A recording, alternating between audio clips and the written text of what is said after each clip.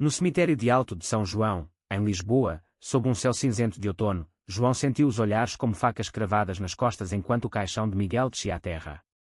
Caçador de fortunas, sussurrou a cunhada dele, alto o suficiente para que todos ouvissem, e o eco da acusação se espalhou como veneno entre os familiares reunidos. Mas então, um homem desconhecido, alto e de olhos penetrantes, subiu ao púlpito improvisado e anunciou com voz trêmula: eu era o amante de Miguel há 10 anos, e ele planejava deixar tudo para mim. O choque paralisou a multidão. João, com os punhos cerrados, viu o mundo girar. Seu casamento de 5 anos, que ele acreditava ser uma fortaleza de amor, desmoronava ali, na frente de todos. Ele se lembrou da noite em que Miguel lhe propôs casamento, na varanda do apartamento com vista para o Tejo, prometendo uma vida sem segredos. Agora, aquele estranho, chamado Pedro, expunha uma traição que João nunca imaginara. Os familiares de Miguel, sempre hostis a João por sua origem humilde, trocaram olhares triunfantes, como se isso confirmasse suas suspeitas. Vê! Ele só queria o dinheiro, murmurou a mãe de Miguel, uma senhora idosa de luto rigoroso. João sentiu um nó na garganta, mas manteve a compostura, sabendo que qualquer reação impulsiva só pioraria sua posição. Enquanto o padre tentava retomar a cerimônia, Pedro continuou falando, ignorando os protestos. Miguel e eu nos conhecemos na universidade, antes de ele se casar com você, disse ele, olhando diretamente para João. Ele me prometeu que divorciaria, mas o medo da família o impediu. João recordou as noites em que Miguel chegava tarde, alegando reuniões de negócios, e as viagens misteriosas que ele justificava como obrigações profissionais. Tudo fazia sentido agora, mas de uma forma dolorosa. Ele havia deixado sua família conservadora no Alentejo para seguir Miguel a Lisboa, sacrificando sua carreira como professor para apoiar o marido em sua empresa de importação de vinhos. E agora, isso. A traição não era só romântica, era uma armadilha financeira. Miguel deixara um testamento, e Pedro afirmava ter provas de uma versão alterada. João saiu do cemitério atordoado, ignorando as condolências falsas. Em casa, no apartamento luxuoso encheado, ele vasculhou os papéis de Miguel. Encontrou cartas escondidas, fotos de Pedro e Miguel em viagens românticas, Paris, Roma, lugares que João sonhava visitar com ele. O coração de João se partiu ao ver as datas, sobrepostas ao seu próprio casamento. Porquê? Murmurou para si mesmo, caindo no sofá. Ele pensou em sua própria família, que o deserdara quando souberam de sua orientação sexual. Miguel havia sido seu refúgio, seu protetor contra o mundo preconceituoso de Portugal, onde casamentos gays ainda enfrentavam olhares tortos em certas camadas sociais. Mas agora, até isso era uma ilusão. No dia seguinte, o advogado de Miguel marcou uma reunião. João chegou ao escritório no centro de Lisboa, com olheiras profundas. Pedro já estava lá, com um ar de vítima. Eu não queria isso assim, disse Pedro, estendendo a mão que João ignorou. O advogado explicou. Miguel havia redigido 2 testamentos. O oficial deixava tudo para João, mas um rascunho recente favorecia Pedro. Há indícios de coerção, argumentou o advogado. João sentiu raiva borbulhar. Coerção.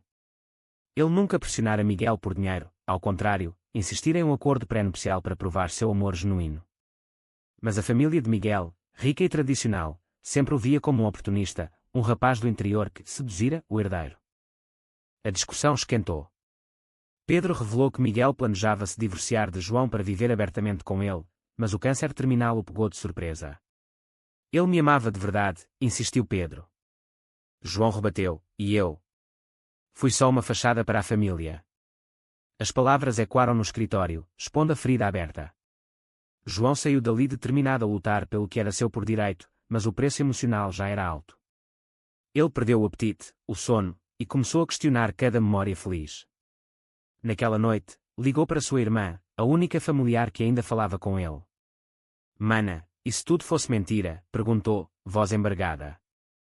Ela o consolou, mas o dano estava feito. Os dias seguintes foram um turbilhão. A notícia vazou para a imprensa local, transformando o luto privado em escândalo público. Jornais sensacionalistas publicaram: viúvo gay disputa herança com amante secreto. João evitou sair de casa, mas os telefonemas não paravam.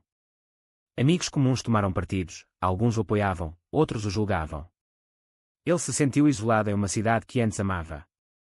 Caminhando pelas ruas de Alfama, ouviu cochichos: aquele é o Gold Digger. A sociedade portuguesa, apesar dos avanços legais, ainda carregava resquícios de conservadorismo, especialmente em círculos elitistas.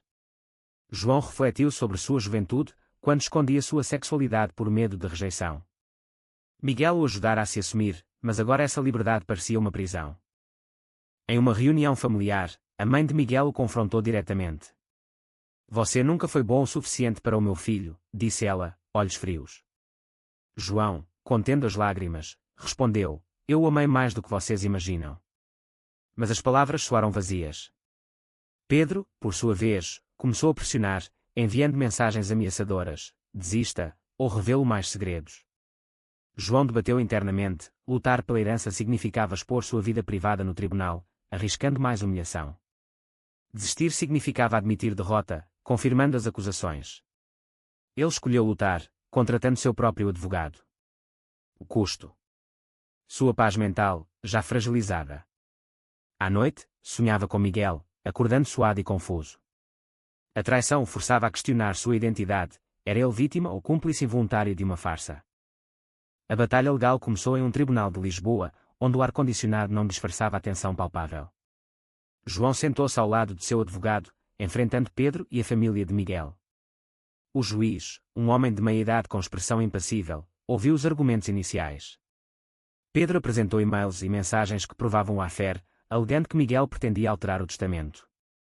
Ele foi manipulado pela família a manter o casamento, argumentou o advogado de Pedro. João sentiu um aperto no peito, ele sabia que Miguel lutava contra a pressão familiar, mas nunca imaginara a profundidade. Recordou discussões acaloradas em que Miguel defendia seu amor por João perante os parentes, mas agora via que eram atuações. Durante o intervalo, Pedro se aproximou. Nós poderíamos dividir, em nome do que Miguel queria, sugeriu, com um tom falsamente conciliador. João o encarou, você destruiu minha vida. Por quê? Pedro baixou os olhos, eu o amava tanto quanto você.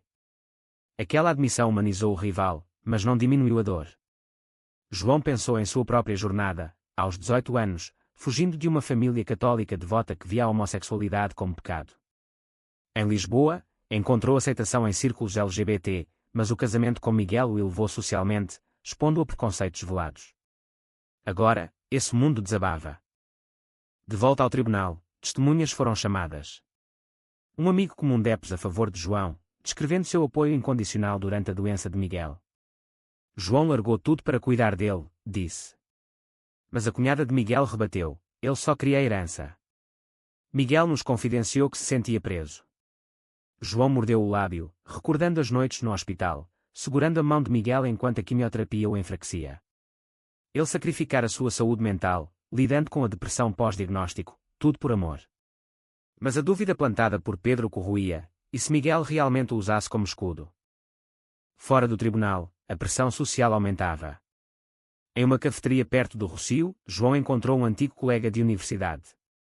Ouvia as notícias.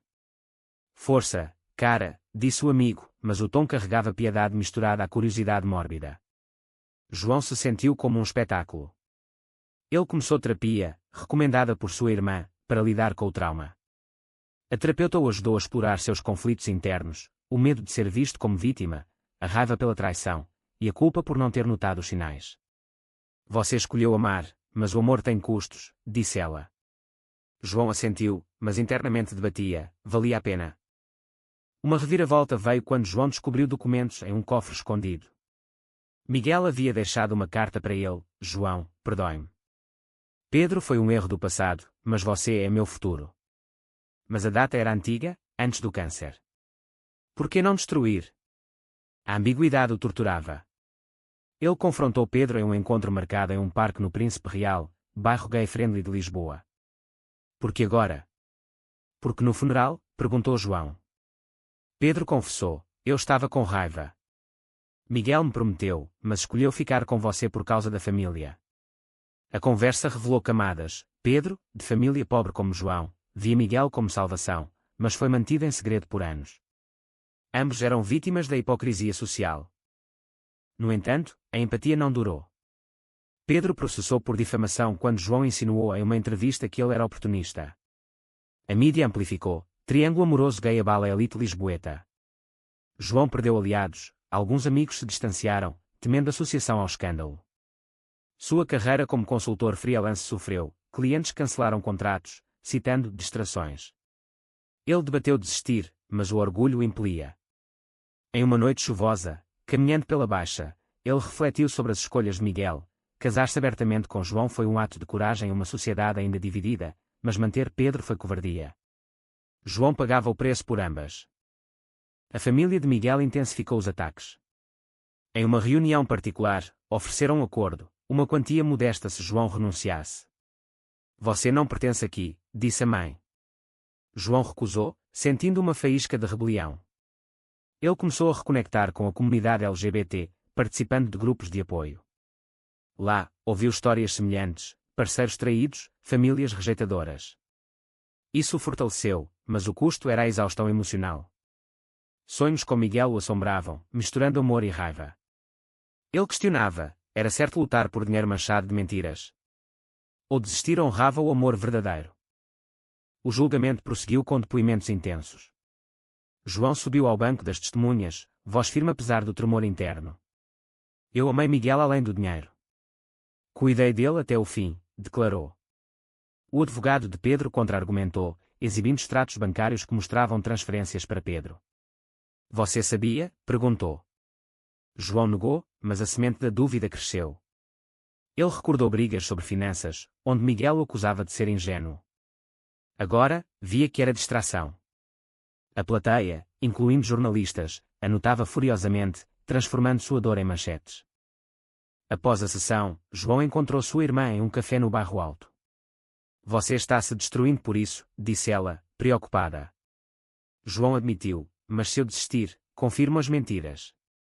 Ela o lembrou de sua juventude, quando ele lutou para se assumir em uma vila conservadora.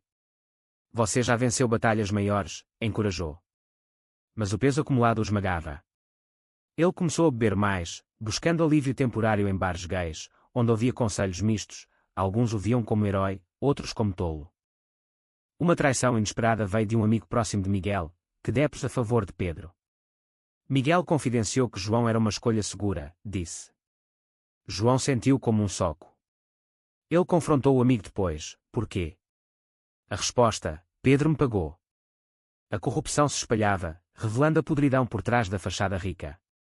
João debateu eticamente, expor isso arriscava sua integridade. Ele escolheu sim, entregando provas ao advogado. O custo, perder mais amizades, isolando-se ainda mais. Em meio ao caos, João redescobriu hobbies abandonados, como escrever poesia sobre sua jornada. Isso o ajudou a processar o conflito interno, amor versus realidade. Ele visitou o túmulo de Miguel, falando sozinho, porque me deixou assim. Lágrimas caíram, misturando luto e raiva. A sociedade ao redor, com suas leis progressistas mas mentalidades arcaicas, o julgava. Em eventos sociais, era evitado, rotulado como o viúvo problemático. Pedro, sentindo a pressão, propôs um encontro privado. Em um restaurante discreto em Belém, revelou vulnerabilidades. Eu fui o segredo porque Miguel temia o escândalo. João viu paralelos, ambos manipulados pelo medo social. Mas a compaixão não apagou a traição. Você poderia ter ficado quieto, rebateu João. Pedro admitiu, a ganância me cegou. A conversa terminou em impasse, mas plantou sementes de dúvida em João, e se dividir fosse o caminho moral. O tribunal ouviu especialistas em testamentos. Provas indicavam que Miguel alterara o documento sob estresse. João ganhou terreno, mas o preço era alto, saúde deteriorando, ansiedade constante. Ele consultou um médico, diagnosticado com estresse pós-traumático. Descanse, aconselhou, mas como? Com o mundo contra ele. Ele reconectou com ex-namorados, buscando validação, mas encontrou só simpatia vazia. Uma reviravolta, documentos provaram que Pedro forjara evidências. O juiz adiou, mas a mídia explodiu. João se sentiu vingado, mas exausto. Ele refletiu sobre as escolhas, lutar expunha feridas, mas desistir traía a si mesmo. Em uma manifestação LGBT em Lisboa, encontrou solidariedade, renovando forças. Mas o dano interno persistia, questionando valores morais em uma sociedade hipócrita. Com o julgamento se aproximando do fim, tensões atingiram o pico. João apresentou a carta de Miguel como prova final. Isso mostra seu amor por mim, argumentou. Pedro contra-atacou com áudios gravados, onde Miguel expressava dúvidas sobre o casamento. Ele se sentia sufocado, disse. João ouviu os áudios em choque, a voz de Miguel, outrora reconfortante, agora cortante. Ele debateu internamente, perdoar post-mortem ou odiar. Escolheu perdoar, mas o custo era aceitar a imperfeição do amor. Fora do tribunal, protestos surgiram, ativistas LGBT apoiando João contra preconceito. Não é sobre dinheiro, é sobre justiça, gritavam. João se juntou, sentindo empoderamento. Mas a família de Miguel retaliou, vazando fotos íntimas para descredibilizá-lo. A humilhação foi imensa, redes sociais o vilipendiaram. Ele considerou suicídio em um momento sombrio, mas ligou para a terapeuta, escolhendo viver. O preço? Confiança abalada em humanidade. Pedro, acuado pela forja exposta, confessou em particular a João: eu menti sobre algumas coisas. João o gravou secretamente, virando o jogo. Mas a vitória moral veio com culpa, manipular como o outro. Ele debateu ética, decidindo usar a gravação. No tribunal, isso desmontou o caso de Pedro. O juiz favoreceu João, mas advertiu sobre os custos emocionais. Pós-verdito, João enfrentou a família de Miguel. Vocês venceram em me ferir, mas perdi mais, disse. Eles ofereceram paz, mas tarde demais. João vendeu o apartamento, doando parte para causas LGBT. Ele se mudou para o Porto, buscando recomeço. Lá, encontrou um grupo de apoio, compartilhando sua história. A foda cicatrizava devagar, com lições sobre confiança e resiliência. Mas fantasmas persistiam. Sonhos com Miguel o questionavam: foi certo lutar? João escreveu um diário, explorando dilemas morais. Ele reconectou com sua família, que, tocada pela mídia, pediu perdão. A reconciliação foi agridoce, custando anos de dor. Com a herança assegurada, João refletiu sobre o vazio. O dinheiro não curava a traição, só amplificava a solidão. Ele viajou pelo Alentejo, revisitando raízes, confrontando preconceitos internos. Em uma vila, ouviu histórias semelhantes, sentindo conexão. Mas o preço da vitória, amizades perdidas, saúde fragilizada. Ele começou um blog anónimo sobre experiências gays em Portugal, inspirando outros. Pedro, derrotado, desapareceu, mas enviou uma carta: perdoe-me, como eu perdoo Miguel. João debateu responder, escolhendo silêncio. Isso o libertou, mas deixou questões abertas. Ele namorou casualmente, cautelou-se com confiança. Em Lisboa, para uma conferência LGBT, encontrou aliados, sentindo pertencimento. Anos após, João olhava o Tejo, ponderando escolhas. O amor valera o sofrimento? Ele concluiu que sim, mas com reservas. A sociedade evoluía, mas cicatrizes permaneciam. Foi certo João lutar pela herança, mesmo sabendo dos segredos de Miguel, ou ele deveria ter desistido para preservar a memória do amor?